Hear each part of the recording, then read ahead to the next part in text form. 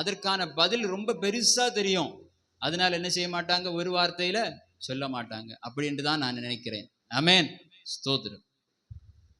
பொதுவாக பண்டிகைகள் என்பது ஆமென் தேவன் உருவாக்கின காரியம்.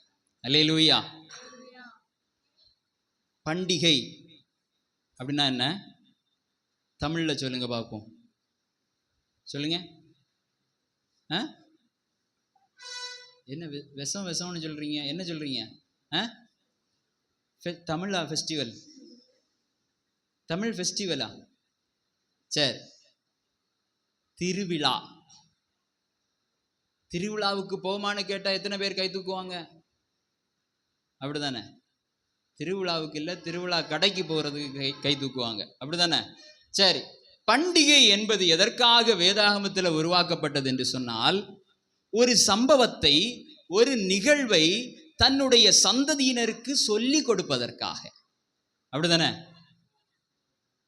இப்போ வசனத்தை எடுத்து மாத்திரம் சொல்லிட்டு இருந்தா அவங்க கேட்க மாட்டாங்க. அதையே தங்களுடைய ஆலயத்திலே அதை ஒரு திருவிழாவாய், ஒரு பண்டிகையாய் மாற்றி அவர்கள் சந்தோஷத்தோடு அதை ஆசரிக்கும் பொழுது இவர்கள் என்ன செய்வார்கள்? தலைமுறை தலைமுறையாக பின்பற்றுவார்கள். அப்படி ஆசரிக்கிற பண்டிகைகளே ஒன்று கிறிஸ்துமஸ். ஆமென். ஈஸ்டர் இல்லையா? இன்னும் நிறைய பண்டிகைகள் இருக்கிறது. பழைய ஏற்பாட்டிலே ஒரு பண்டிகையை சொல்லுங்க பார்க்கலாம். பஸ்கா பண்டிகை. வேற பண்டிகை சொல்லுங்க. நிறைய பண்டிகைகள் இருக்கிறது. இது எதற்காக என்று சொன்னால், தேவன் அந்த இடத்துல ஒரு பெரிய காரியத்தை மக்களுக்காக, தன்னுடைய ஜனத்திற்காக செய்திருப்பார். அதை நினைவு கூறும் வகையிலே இவர்கள் இதை கொண்டாடுகிறார்கள். ஆமென். அப்போ குருத்தோலையை பற்றி எத்தனை பேருக்கு தெரியும்? அல்லேலூயா. சரி, வாசியுங்கள். மத்தேயு 21வது அதிகாரத்தின் துவக்க முதல். அவர்கள் எருசலேமுக்கு சமீபமாய் சேர்ந்து ஒலிவமலைக்கு அருகான பெத்பகேயுவுக்கு வந்தபோது, இயேசுவானவர் சீஷரில் 2 பேரை நோக்கி, உங்களுக்கு எதிரே இருக்கிற கிராமத்துக்கு போங்கள். போனவுடனே அங்கே ஒரு கழுதையையும் அதனோடே ஒரு குட்டியையும் கட்டியிருக்க காண்பீர்கள். அவைகளை அவிழ்த்து என்னிடத்தில் கொண்டு வாருங்கள்.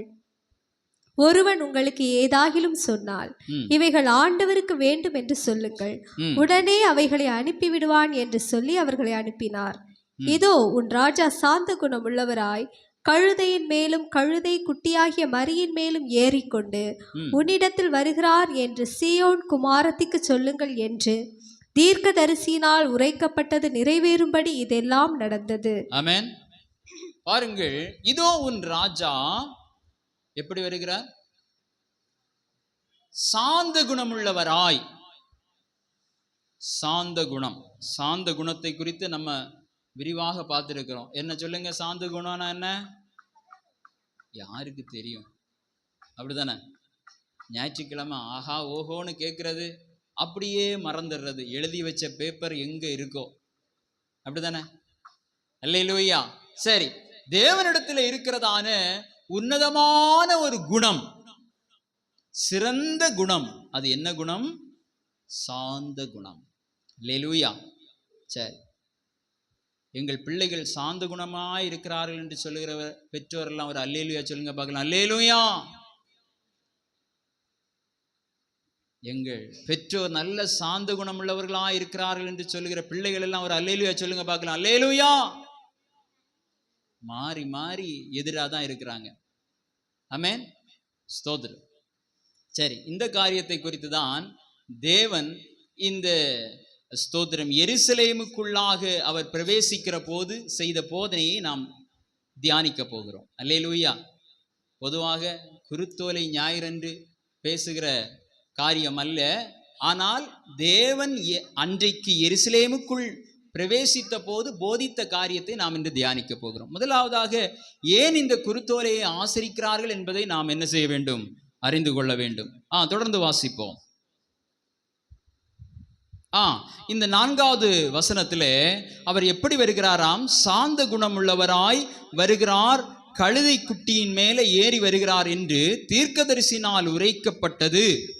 அந்த தீர்க்கதரிசி யாரு சொல்லுங்க பார்க்கலாம். சரி, சகரியா 9:9 வாசியுங்கள். சகரியா தீர்க்கதரிசன புஸ்தகம் 9வது அதிகாரம் 9வது வசனம். சீயோன் குமாரத்தியே மிகவும் களிகூரு எருசலேம் குமாரத்தியே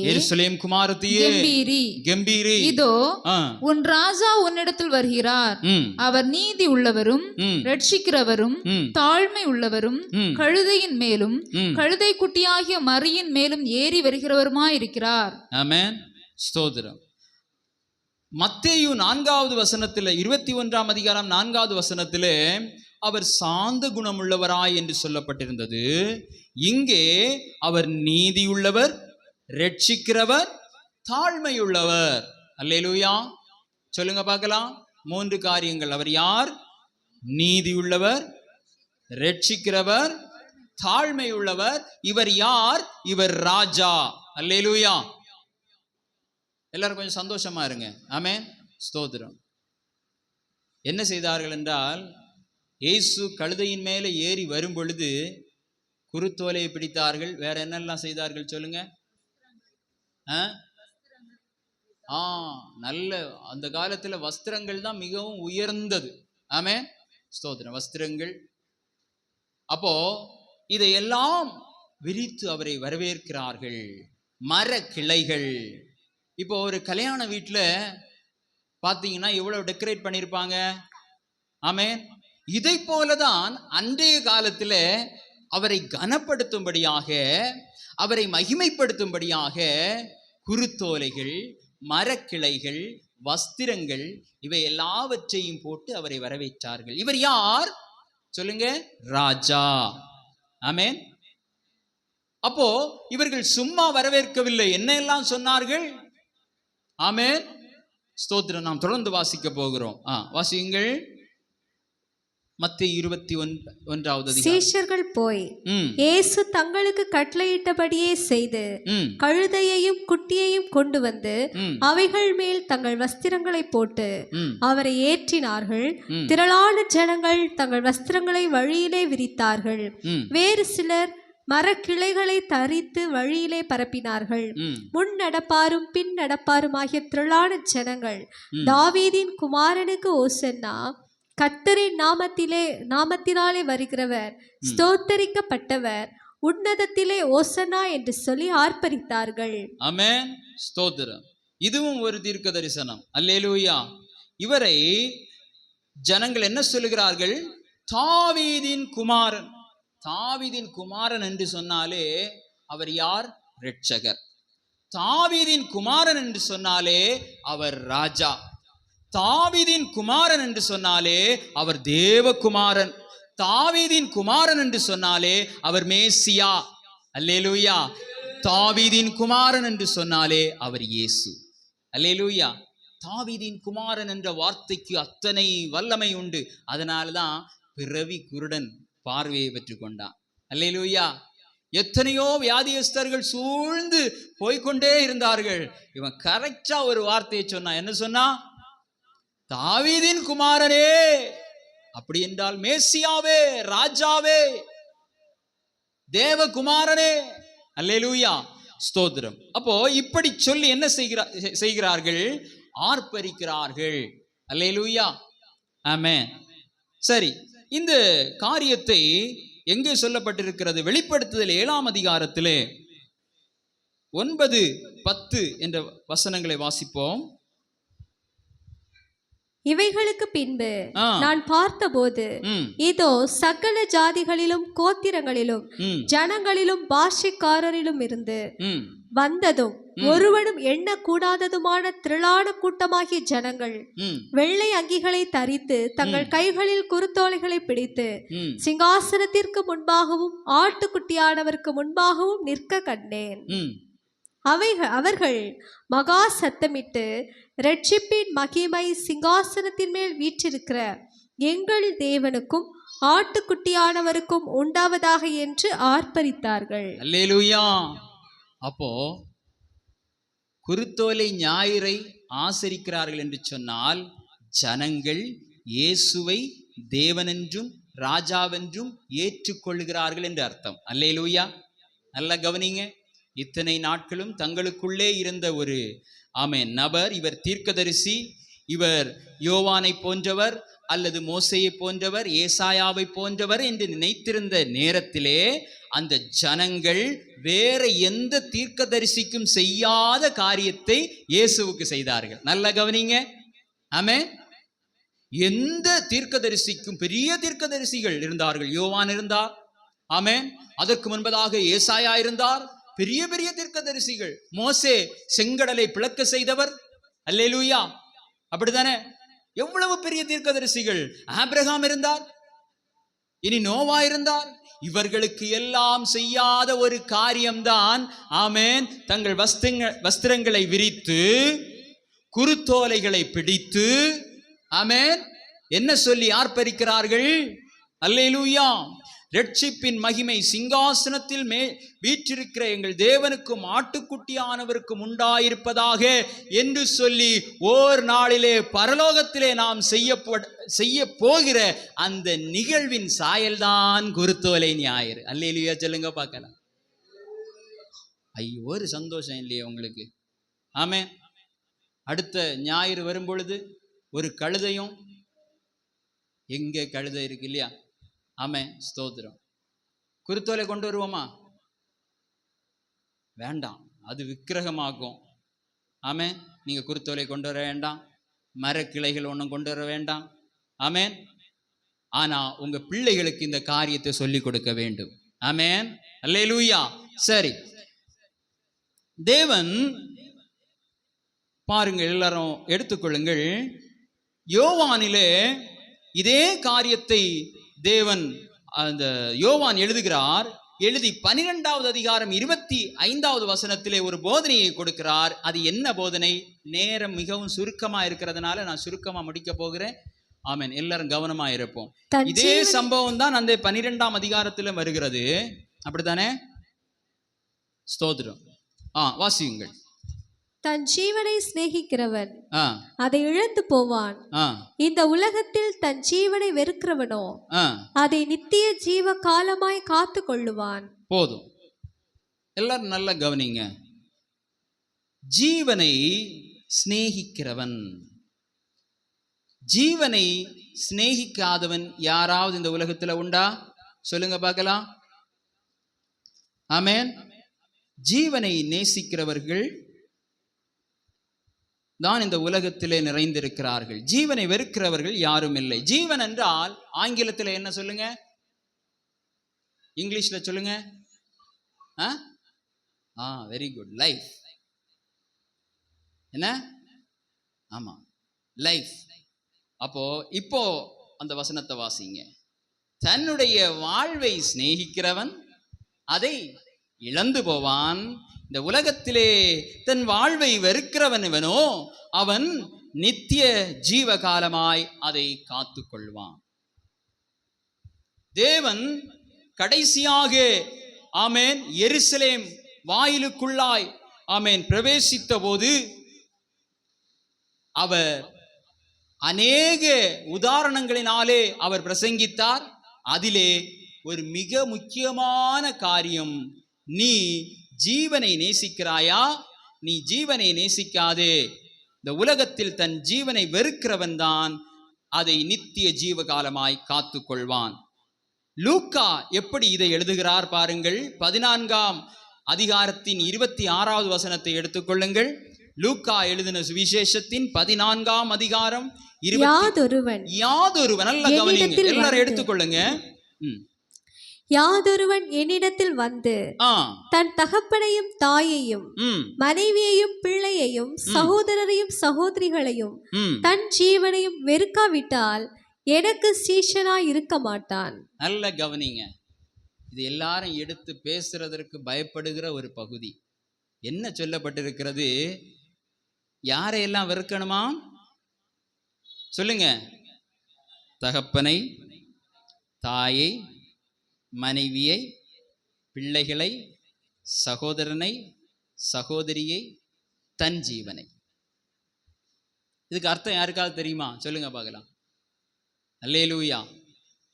நாங்கள் ஏற்கனவே அந்த வெறுக்கிற காரியத்தை தான் செஞ்சிட்டு இருக்கிறோம், அப்படித்தானே? நல்லா எல்லாரும் கவனிங்க. இங்க என்ன சொல்லப்பட்டிருக்கிறது பாருங்க. தன் பிள்ளைகள் மேலே அளவு கடந்த அன்பு, தன் மனைவியின் மீது எல்லையற்ற அன்பு, தன் கணவன் மேல எல்லையற்ற அன்பு. இந்த அன்பினாலே ஒரு அடிமைத்தனம் இருக்கிறது. நல்லா கவனிங்க. தன் பிள்ளைகள் மேல வைத்திருக்கிறதான எல்லையற்ற அன்பினாலே அவர்கள் செய்கிற தவறை அவர்களால் தண்டிக்க முடியாது. நல்லா கவனிங்க. ஆமென். தன் பிள்ளைகள் செய்வது தவறென்று தெரியும், இது இவர்களுடைய வாழ்வை அழித்துவிடும் என்பது தெரியும். ஆனால் இந்த அன்பு இவர்களை என்ன செய்கிறது? தடுக்கிறது. அல்லேலூயா. சிலர் ஒருவேளை பெற்றோரிடத்திலே அதிக அன்பை வைத்திருக்கலாம். அவர்கள் செய்கிற காரியங்களை எப்படி பேசுவார்கள்? நீதியாய் பேசுவார்கள். என் தாய் எதை செய்தாலும் சரி, என் தகப்பன் எதை செய்தாலும் சரி, என் கணவன் எதை செய்தாலும் சரி, என் மனைவி எதை செய்தாலும் சரி என்று சொல்லி அளவு கடந்த அன்பினாலே அவர்களை பாதுகாப்பதற்காக வாய் கூசாம என்ன செய்வாங்க?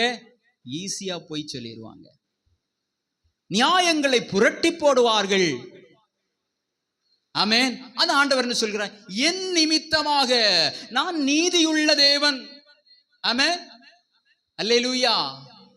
நான் உண்மையுள்ள தேவன். நீ உண்மையற்றவனாய், நீ நீதி இல்லாதவனாய், உன் பிள்ளைகளுக்காக, உன் தகப்பனுக்காக, உன்னுடைய சகோதரனுக்காக என்னை வெறுத்து நீ உலகத்தின் ஆமென் காரியங்களுக்காய், உலகத்தினாலே உண்டான மாமிசத்தின் இச்சை, கண்களின் இச்சை, ஜீவனத்தின் பெருமைக்காக, அல்லேலூயா, உன்னுடைய சகோதரருக்காய் நீ துணை நிற்கிறாயோ, உன் பிள்ளைகளுக்காய் நீ துணை நிற்கிறாயோ, உன் புருஷனுக்காய் நீ துணை நிற்கிறாயோ, இப்படிப்பட்ட காரியத்திலே நீ பகைக்க வேண்டும். ஆமென். கடந்த நாட்களில் நீங்க எல்லாரும் கேள்விப்பட்டிருப்பீங்க. ஒரு ஸ்கூல்ல ஒரு பையனுக்கு, அந்த பையன் இறந்து போனான்னு நினைக்கிறேன், இறந்து போனானா என்னன்னு தெரியல, ஒரு கூட படிக்கிற அந்த மாணவியுடைய அம்மா என்ன கொடுத்துட்டாங்களாம்? பாட்டில்ல கொஞ்சம் என்ன போட்டு கொடுத்துட்டாங்க? எல்லாருக்கும் ஞாபகம் இருக்கு. ஏன் கூட படிக்கிற அந்த மாணவியுடைய அம்மா அந்த மாணவனுக்கு அந்த ஜூஸ்ல விஷத்தை கொடுத்தாங்க தெரியுமா? ஒரே ஒரு காரியம்தான். ஏன்? இவன் இல்லை என்று சொன்னால் என்னுடைய மகள் தான் முதல் மதிப்பெண் எடுப்பார். இது பிள்ளைகள் மேல இருக்கிறதான கட்டுப்பாடற்ற எல்லையற்ற அன்பின் பிரதிபலிப்பு. இதைதான் ஆண்டவர் பகைக்க சொல்லுகிறார். அல்லேலூயா. இதை போல ஒவ்வொரு ஆமென் ஸ்தோத்திரம் உறவுகள் மீதும் நீங்கள் வைத்திருக்கிறதான குருட்டுத்தனமான அன்பு, அல்லேலூயா, தங்கள் பிள்ளைகள் மேல வைத்திருக்கிறதான இப்படி இந்த அன்பு, அது என்னதான் தெரியுமா? உங்களுக்கு ஒரு துக்கத்தை கொண்டு வருகிற அன்பு, உங்களுக்கு ஏதோ ஒரு பாரம், ஒரு கவலை, அந்த உறவுகள் மேல வைத்திருக்கிற அன்பின் மூலமாக நீங்கள் எந்த பாவமும் செய்வதற்கு அல்லது எந்த ஒரு காரியத்தையும் செய்வதற்கு நீங்கள் தயாராயிருக்கிறீர்கள். இதை பகைக்க சொல்லுகிறார். ஆமென். அல்லேலூயா. இப்ப எத்தனை பேருக்கு புரியுது? அல்லேலூயா சொல்லுங்க. ஆமென். ஆண்டவருடைய அன்பு அவ்வளவு பெரியது. ஆமென். நம்ம இந்த காலை வேளையில இந்த குருத்தோலை ஞாயிறன்று அவருடைய வாயிலிருந்து வந்ததான ஒரு நல்ல வார்த்தையினால ஆண்டவர் நம்மை போஷித்து வழி நடத்த போகிறார். அல்லேலூயா. உங்களுடைய எண்ணங்கள் எல்லாம் ஆமென் மறுரூபமாக போகிறது. சரி, இங்க என்ன சொல்லப்பட்டிருக்கிறது? 27 வாசிங்கள். வேண்டாம், மத்தேயு 10:37 இதே ஒரு காரியம் என்ன சொல்லப்பட்டிருக்கிறது பாருங்கள்.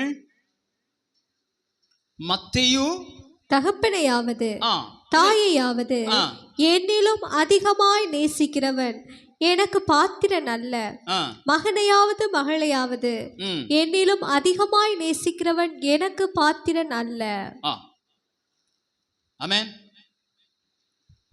தகப்பனையாவது தாயையாவது என்னிலும் அதிகமாய், நான் இப்போ சொன்ன சில காரியங்கள் நான் நிறைய நேரம் எடுக்க விரும்பவில்லை.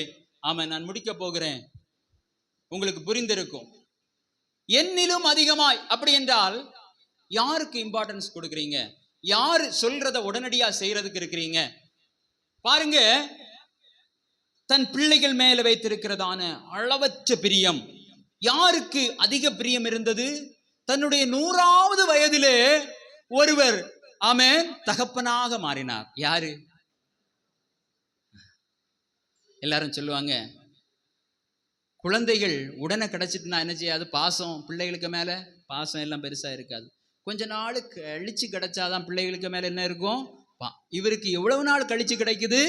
100வது வயதுல கிடைக்கிறது. எவ்வளவு அன்பா இருந்திருப்பார், அப்படிதானே? அல்லேலூயா. எவ்வளவு அன்பா இருந்திருப்பார். நீங்க நல்லா பாருங்க, பேரண்ட்ஸ் கூட பிள்ளைங்களை அடிப்பாங்க, ஆனா தாத்தா பாட்டி பிள்ளைங்களுக்கு என்ன கொடுப்பாங்க? அம்மா அப்பா தடை பண்ணுற காரியங்களை எல்லாம் ரகசியமா கொடுப்பாங்க. சரிதானே? இங்க ஒரு தாத்தா சிரிக்கிறார், அப்படிதானே? நம்ம என்னெல்லாம் விலக்கி வைக்கிறோமோ அதெல்லாம் என்ன செஞ்சிருவாங்க? அவங்களுடைய அன்பை கட்டுப்படுத்த முடியாது. இதெல்லாம் பகைக்கணும்னு ஆண்டவர் சொல்லுகிறார். அல்லேலூயா. ஆட்களை அல்ல, அந்த கிரியைகளை. ஆமென். என்ன செய்வாங்க? ரகசியமா கொடுத்துருவாங்க. இது என்ன செய்யும் தெரியுமா? ஆமென். இது ஒரு பெரிய விஷத்தை போன்றது, அந்த பிள்ளைகளுடைய வாழ்வை அழிக்கிறது. இங்கே பாருங்கள், அந்த 39வது வசனத்தை நீங்கள் வாசியுங்கள். என்ன சொல்ல? மத்தேயு 10:39 வாசியுங்கள்.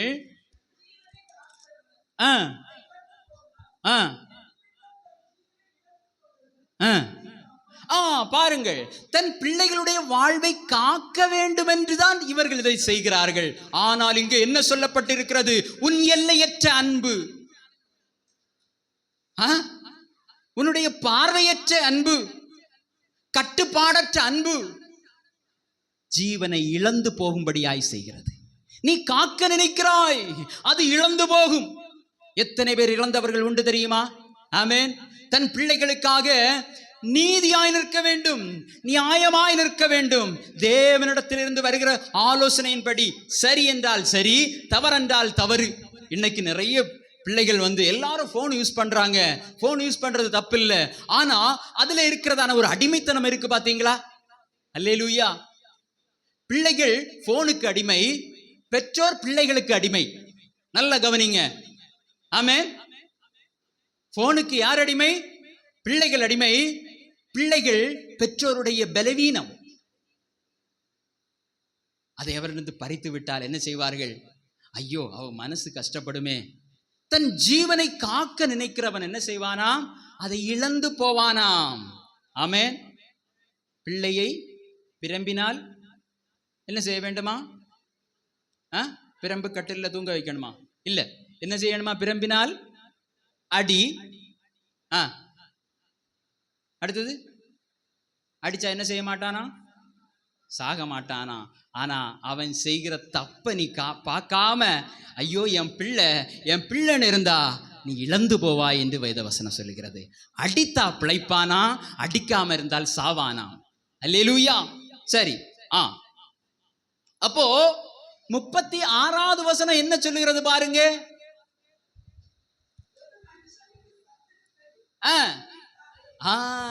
யாரெல்லாம் பகைக்க சொல்லி இருக்கோ, ஆமென், இந்த டூ மச் லவ். என்ன லவ்? பிள்ளைகளிடத்துல நீங்க ரொம்ப அன்பா இருந்து பாருங்க, பிள்ளைங்களுக்கு பிடிக்காது தெரியுமா? ரொம்ப கேர் எடுத்துட்டே இருந்தா, இப்ப என்ன பண்ற, சாப்பிட்டியா, இப்ப என்ன பண்றன்னு கேட்டுட்டு இருந்தா, பிள்ளைங்களுக்கு எவ்வளவு அதிகம் இருக்க முடியுமோ அவ்வளவு அதிகமா இருப்பாங்க. சரியா தவறா சொல்லுங்க? அவர்களுக்கான ஒரு ஸ்பேஸ் என்ன செய்யணும்? கொடுக்கணும். நான் கடந்த நாள்ல சொன்னேன்னு நினைக்கிறேன், நீதிமன்றத்தில் ஒரு விவாகரத்துக்கான ஒரு காரியம், அங்கே ஒரு வழக்கு வந்தது. அப்போ அந்த அம்மா தான் என்ன செஞ்சிருக்கிறாங்க? இவருடன் எனக்கு வாழ பிடிக்கவில்லை என்று சொல்லி விவாகரத்துக்காக வந்திருக்கிறார்கள். அப்போ அந்த நீதிபதி கேட்கிறார், எதற்காக அம்மா இவரை நீ விவாகரத்து செய்கிறாய்? இவர் அடிக்கிறாரா? இவர் வீட்டின் காரியங்களை விசாரிக்கவில்லையா? அல்லது ஆமேன் வேற ஏதாவது காரியங்கள் உண்டா? நீ சொல் என்று. ஐயா நல்ல வேலை செய்கிறார், நன்றாய் சம்பாதிக்கிறார், இவர் நன்றாய் பார்த்து கொள்ளுகிறார், இவர் நான் என்ன சொன்னாலும் கேட்கிறார். என்ன செய்கிறார்? நல்ல கவனிங்க. நான் என்ன சொன்னாலும் கேட்கிறார். இவரோடு வாழ்ந்து எனக்கு என்ன போர் அடிக்கிறது. என்ன செய்கிறது? இது உண்மை. தன் ஜீவனை காக்க நினைக்கிறவன், தன்னுடைய வாழ்வை காக்க நினைக்கிறவன்.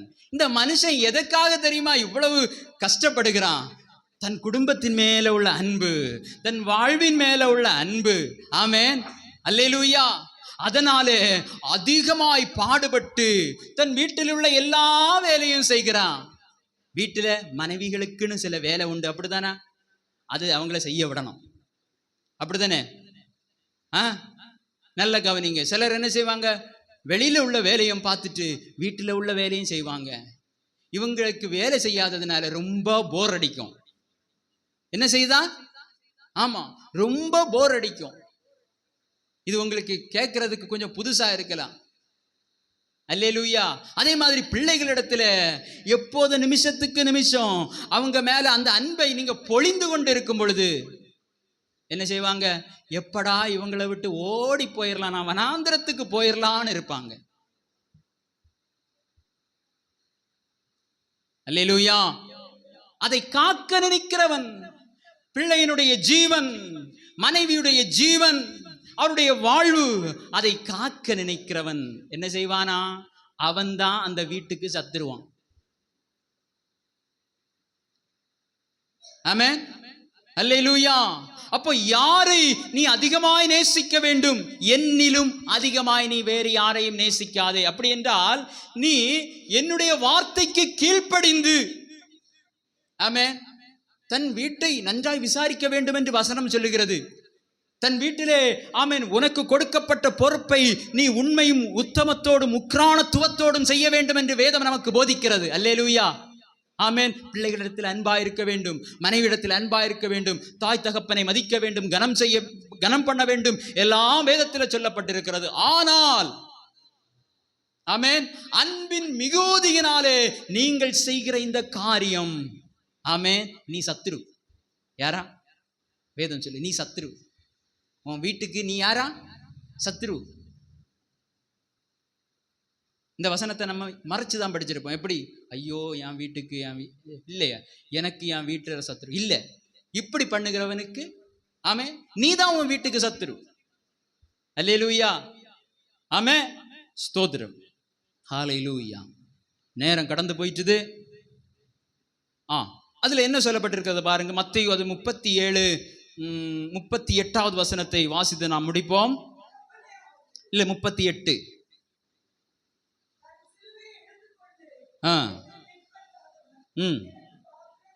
ஆமென், அல்லேலூயா.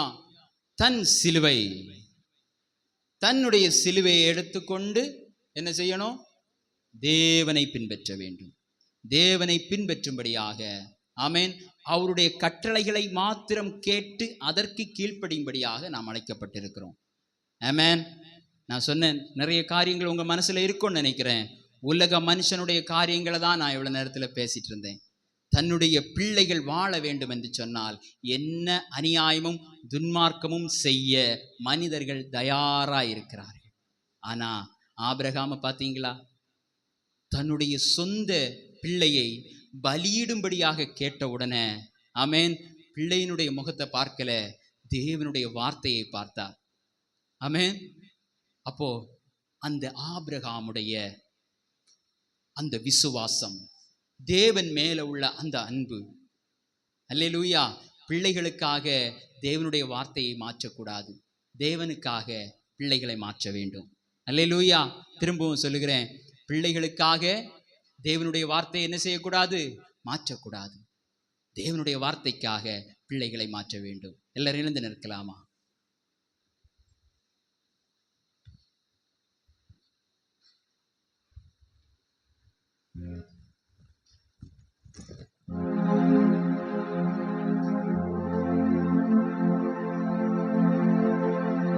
Thank